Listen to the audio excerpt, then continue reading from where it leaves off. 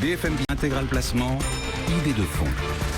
On poursuit Intégral Placement et on parle effectivement gestion collective. On est après avec Emmanuel Borde. Bonjour Emmanuel. Bonjour Cédric. Directeur du développement de N3D et on répond ensemble à un auditeur. Il s'intéresse au fonds MNG Optimal Income. Il souhaite l'utiliser, ce fonds, pour remplacer son fonds euro qui était garanti en cas de défaut. Et du coup, il veut savoir ce que vous en pensez. Très bien. On a certainement un auditeur qui détient un contrat d'assurance vie et qui voit année après année les performances du fonds en euros diminuer comme neige au soleil. Et oui.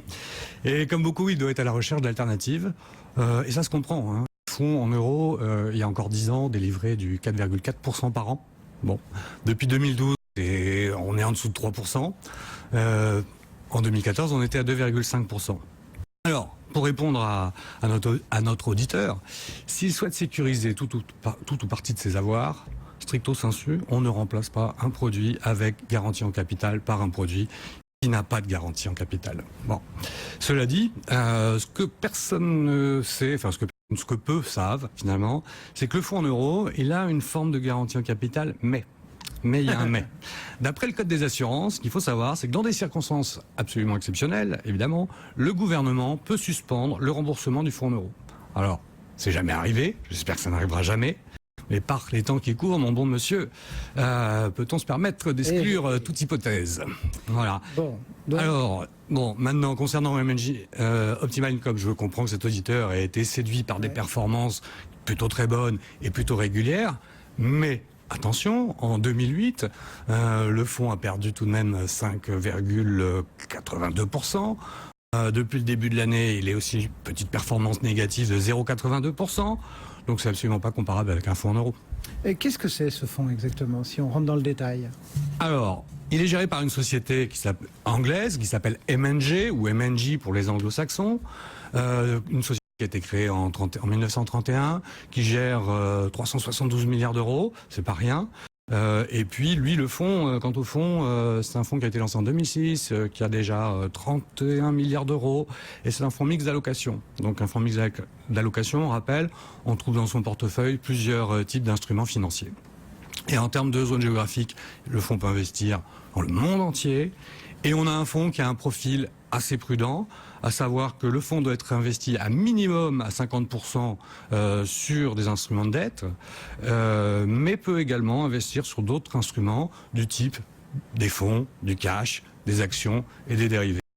Alors jusqu'à maintenant, ça a donné de très bonnes performances. Ouais, donc c'est bon, en plus les performances sont au rendez-vous. Voilà, depuis son lancement, 7,68 par an, c'est bien. Une année record en 2009. 4,16%, c'est très bien. Et puis avec une volatilité assez contrôlée parce qu'on est sur des niveaux à 3,62. Si on ouvre le moteur, parce que c'est toujours intéressant d'aller voir de quoi est constitué le fonds, qu'est-ce qu'on trouve dans ce fonds? Écoutez, on trouve avec pas loin de 600 émetteurs, 1600 lignes dans le portefeuille. Ah ouais. Alors c'est bien parce que ça limite l'impact d'obligations qui pourraient faire défaut. Voilà. Et quand on regarde vraiment à la loupe, on identifie que dans le fonds, il y a très peu d'actions. 96% d'obligations, c'est le cœur, c'est ce qui constitue le portefeuille, dans 78% d'obligations investment grade.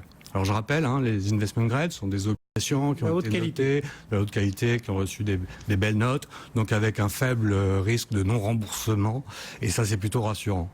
Alors ce qui est peut-être un petit peu moins rassurant, c'est que 56% de ces obligations ont une duration supérieure à 5 ans. Bon, c'est pas un drame, mais attention aux impacts avec la remontée des taux. Être plus attentif à la politique des taux. Exactement. Et alors dans ce fonds, on trouve également des comptes de devises pour couvrir les risques de change, des CDS. Bref, une gestion intéressante et sophistiquée. Bon, il y a que du positif ou il y a quand même un ou deux bémols? Alors, il n'y a pas de grosses réserves majeures, si ce n'est qu'il faut le répéter. C'est pas un fonds en euros. Voilà. Le fonds est à l'origine en dollars. Donc même si la part dont nous parlons est en euros, la stratégie de couverture pourrait ne pas fonctionner. Donc ça peut avoir un impact sur les performances du fonds. Et puis, on l'a dit, des résultats depuis le début de l'année peut-être un petit peu décevants. Tandis que ce fonds nous avait habitués à mieux. Maintenant, c'est encore un petit peu court pour en tirer des conclusions. Mais c'est un point surveillé. Et peut-être le dernier point, un produit peut-être un peu cher parce qu'on a un TER très courant à 1,43. Bon, c'est peut-être le prix de la qualité, mais il va falloir que ça dure. Emmanuel Borde pour N3D ce matin et ce fonds MNG Optimal Income. Merci beaucoup Emmanuel, bon retour. Le CAC 5120.